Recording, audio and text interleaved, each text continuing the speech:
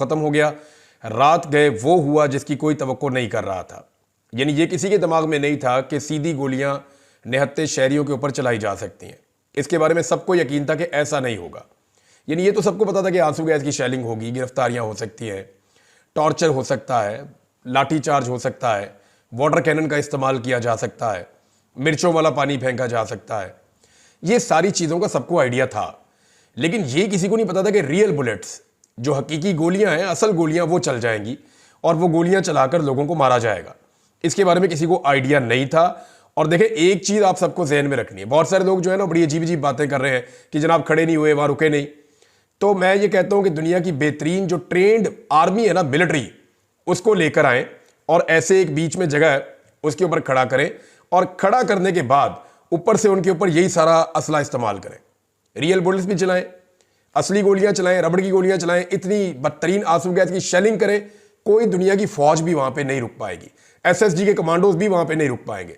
बेहतरीन दुनिया के अमेरिकन कमांडोज, मरीन्स जो है वो भी वहां पे नहीं रुक पाएंगे, क्योंकि ह्यूमनली पॉसिबल नहीं है, वहां आप सांस नहीं ले पा रहे थे।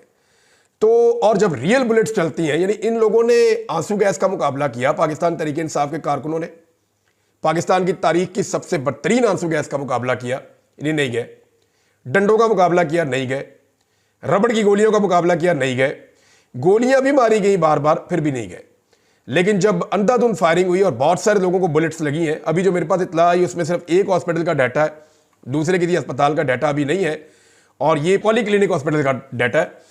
और इसके मुताबिक 28 लोग जो हैं उनको बुलेट इंजरी आई है। पाकिस्तान तहरीक इंसाफ ने जो बताया कि उनके 8 लोग जाँ बहक हो गए। ये अब तक के डाटा के मुताबिक है। जबकि पाकिस्तान तहरीक इंसाफ के कुछ लोग कंटिन्यूसली ये कह रहे हैं कि जब लाइटें बंद की गई 9 बजे के बाद, ऑपरेशन शुरू किया गया डी चौक पे, तो कुछ दिखाई नहीं दे रहा था। चारों तरफ से शेल्स चल रहे थे और चारों तरफ से गोलियां भी चल रही थी और फिर आग लगाई जा रही थी और बहुत तेजी से लोगों को गोलियां लगी हैं। तहरीक इंसाफ के बहुत सारे कारकुन लापता हैं, जिनके बारे में कहा जा रहा है कि शायद वो जाँ बहक हो गए हैं, वो इस दुनिया में मौजूद नहीं है, या वो इस वाकये की नज़र हो गए हैं। इसको एक सानिया कहा जा सकता है। पहले वजीर दाखिला ने इसके बारे में वार्निंग दी। वजीर दाखिला ने पहले कहा कि गोली चला देंगे और 5 मिनट में सब कुछ खत्म हो जाएगा। फिर वजीर इत्तलाआत ने भी गोली चलाने की धमकी दी। फिर ताकत के इस्तेमाल की धमकी जो है वो वजीर दिफा ने भी दी। 3 वफाकी वज़रा ने डायरेक्टली धमकियां दी और उसके बाद हमने देखा कि वहां पर गोली चली और जो लोग अस्पतालों में पहुंचे वो रियल बुलेट्स के साथ थे। हुकूमत ने यह नैरेटिव कई दिनों तक बनाया कि मुसल्लह लोग वहां पर मौजूद थे, लेकिन किसी एक भी पुलिस वाले या किसी एक भी पैरामिलिट्री फोर्स के बंदे को गोली लगने का वाकया रिपोर्ट नहीं हुआ। दूसरी जानिब से एक भी फायर रिपोर्ट नहीं हुआ। जितने जर्नलिस्ट वहां पे ग्राउंड पे मौजूद थे उन सबसे मैंने पूछा, उन्होंने कहा जी किसी ने भी गोली नहीं चलाई जवाबी, और वहां किसी के पास ऐसे हथियार हमने नहीं देखे और कोई जवाबी फायरिंग नहीं हुई। ये वन साइडेड फायरिंग थी, क्योंकि लोग आंसू गैस से इलाके को छोड़कर नहीं जा रहे थे, लोग उस जगह को छोड़ने के लिए तैयार नहीं थे। तो पाकिस्तान तहरीक इंसाफ के कारकुनों के लिए यह तो बहुत बड़ी बात है, वो तहसीन के काबिल है। उन्होंने जिस तरह फस्तायत का मुकाबला किया वो पाकिस्तान की तारीख में कोई और सियासी जमात नहीं कर सकी। लेकिन ये बड़ी बदकिस्मती है कि हुकूमत ने वो रास्ता इख्तियार किया जो कभी भी कोई भी हुकूमत नहीं करती। मैं जाती तौर पे आपको ये बता देता हूं कि मुझे पूरा यकीन था कि लोगों पे स्ट्रेट फायरिंग ऐसे नहीं की जाएगी। पाकिस्तान तहरीक इंसाफ को भी इस बात का यकीन था, सबको यकीन था, और ऐसा लगता था कि बगैर गोली चलाए ये लोग जाएंगे नहीं और गोली कभी रियासत चलाएगी नहीं अपने शहरियों के ऊपर, निहत्ते शहरियों पर। लेकिन वहां पे गोली चली है, जो बड़ी बदकिस्मती की बात है। तहरीक इंसाफ की प्रेस रिलीज आई है, लेकिन इसके बारे में मैं आपको एक बात बताऊं कि ये जो फैसला किया गया है, ये इसमें क्लेम ये कर रहे हैं कि ये जो फैसला है ये कोर कमेटी का और सियासी कमेटी का फैसला है। लेकिन मैंने कंफर्म किया कि कोई मीटिंग नहीं हुई, ना तो कोर कमेटी की हुई है ना सियासी कमेटी की हुई है। ये फैसला चंद लोगों ने किया है, उमर अयूब साहब ने, शिबली फराज साहब ने, गौर साहब ने, सलमान अकरम राजा साहब ने, और गंडापुर साहब उसका हिस्सा है, उस कमेटी का जो बनी हुई है इनकी इंटरनल। अब गंडापुर साहब का कंफर्म नहीं है, लेकिन इन लोगों ने यह फैसला किया और फिर यह प्रेस रिलीज जारी की गई।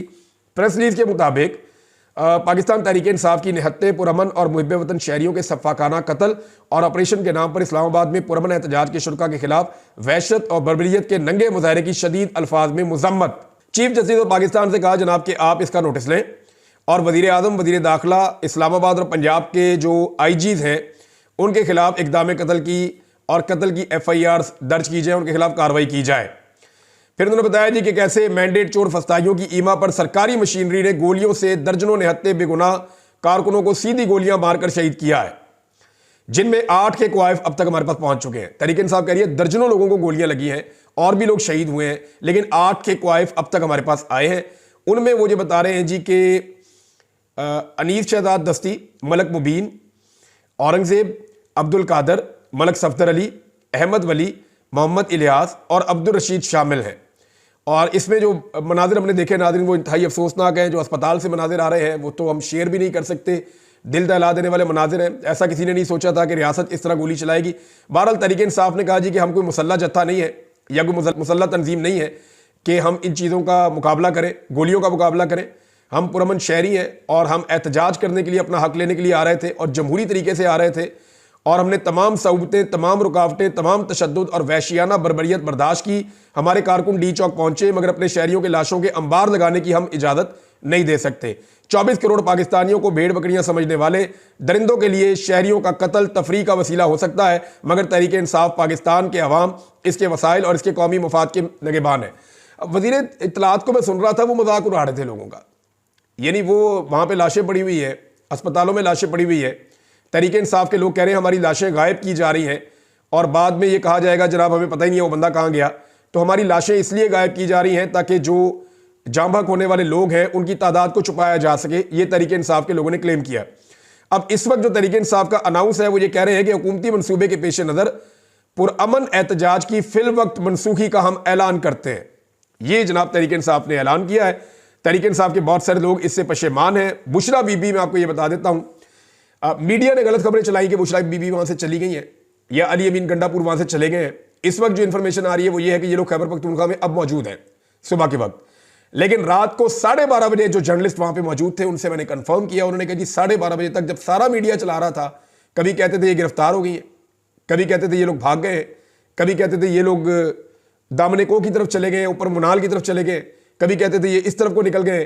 तो उस वक्त तक बुशरा बीबी और अली अमीन गंडापुर वहां मौजूद थे और बुशरा बीबी को बड़ा जोर जबरदस्ती से मनाकर वहां से निकाला गया है। जब हालात बहुत ज्यादा खराब हो गए, बिल्कुल अंधेरा हो गया, हर तरफ से गोलियां चल रही थी, लोगों की लाशें गिर रही थी, लोग जो हैं वो जख्मी हो रहे थे, उनको अस्पताल पहुंचाया जा रहा था, बड़े पैमाने पर एम्बुलेंसें वहां पे जो है वो रवाना की गई, वो भी सारे मनाजिर लोगों ने देखे।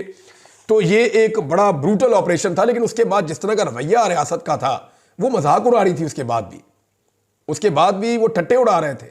लाशों के ऊपर हंसने वाले लोग बेहिस मैंने इससे पहले नहीं देखे। सानिया मॉडल टाउन भी इन्होंने किया था और अब ये उससे बड़ा सानिया इन्होंने इस्लामाबाद डी चौक में कर दिया है। ये तहरीक इंसाफ की प्रेस रिलीज है।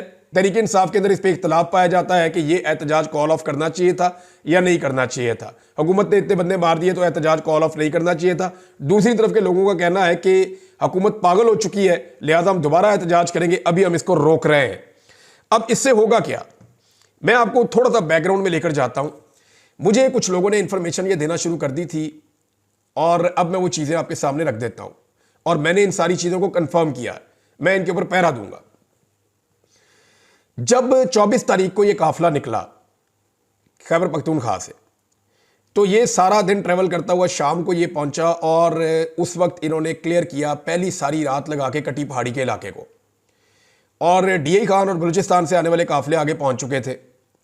उसके बाद ये काफिले आपस में मिलते हैं अगले दिन और अगले दिन फिर ये आगे बढ़ते हैं और इस्लामाबाद के अंदर जब दाखिल होते हैं तो वहां पे अली अमीन गंडापुर साहब की गाड़ियां और उनके साथ जो स्क्वाड है वो वहां पे रुक जाता है।